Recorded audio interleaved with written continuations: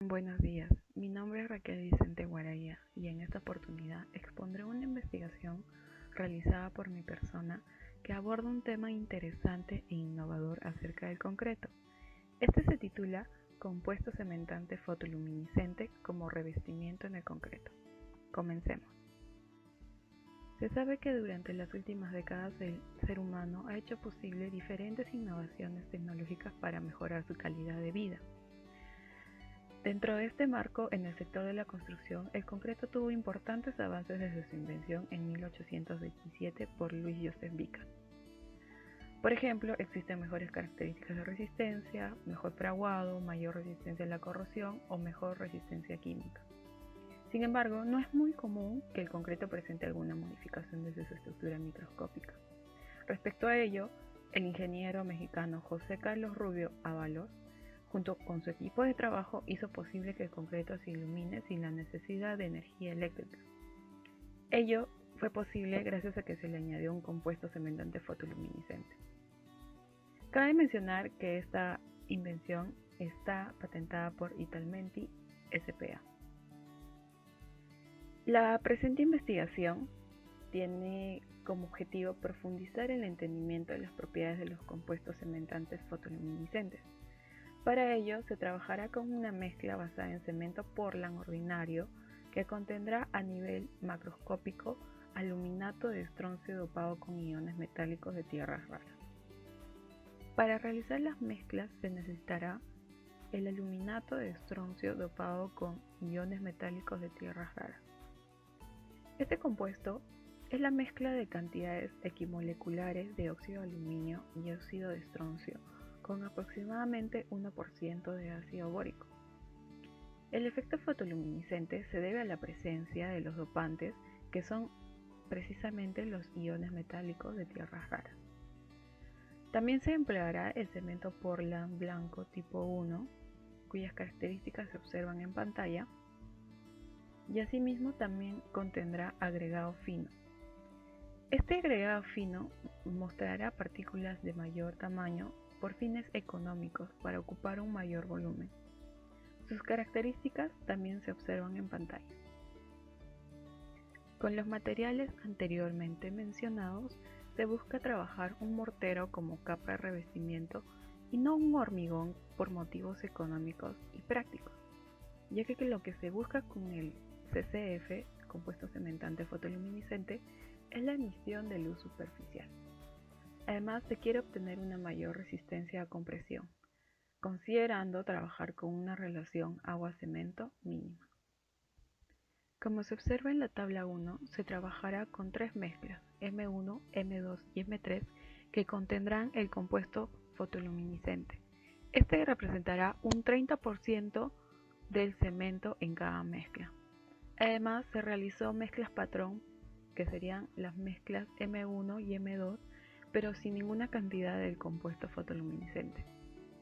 Asimismo, se realizará ensayos de laboratorio para estudiar el comportamiento físico-mecánico y químico del compuesto cementante fotoluminiscente. Estas pruebas serán compresión simple en cubos de mortero, pruebas de persistencia, fotoluminiscencia y fluorescencia de rayos X. Asimismo, se trabajará con 90 cubos de mortero distribuidos en 15 por cada muestra.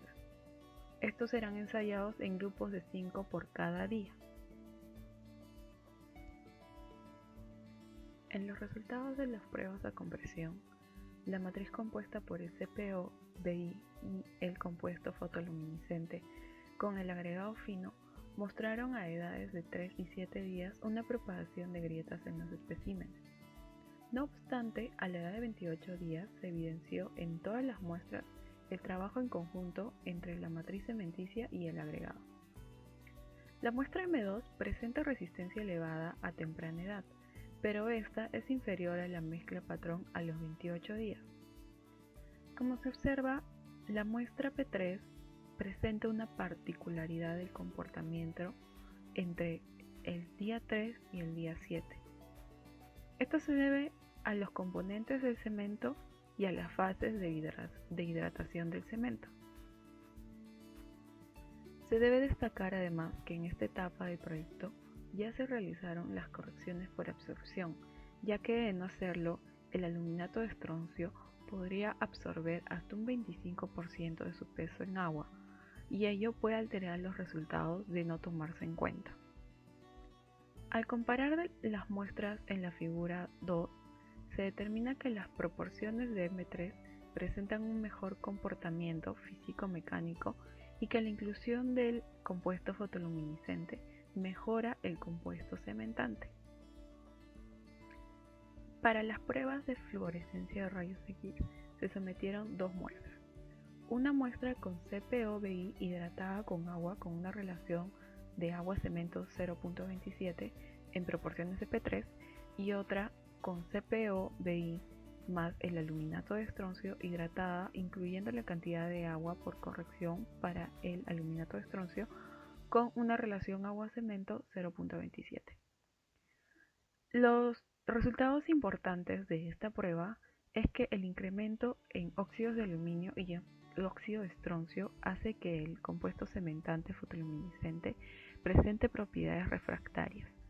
Además, la disminución de los óxidos de magnesio evita la formación de hidróxido de magnesio y con ello se previenen la presencia de grietas y deterioro. La aparición del circoncio aporta a la fotoluminiscencia del compuesto cementante fotoluminiscente. Para las pruebas de luminiscencia, las muestras M1, M2 y M3 se trabajaron en diferentes espesores para determinar si éste influía o no en la intensidad lumínica. Se determinó que no depende del grosor, sino de la cantidad y concentración del compuesto del CPO-BI y del compuesto fotoluminiscente. Además, la mezcla M3 es la que presenta mayor intensidad lumínica y mejores propiedades mecánicas. Y las emisiones de luz de las probetas duraron aproximadamente 8 horas para la misma cantidad de horas en exposición a los rayos UV. En conclusión, las resistencias presentadas a edades tempranas para M1 y M2 se debe a la presencia del aluminato de estroncio, pero a los 28 días llega a ser inferior a la resistencia de las mezclas patrones debido a la reducción del CS2 y las reacciones del compuesto con el C3A y el C4AF.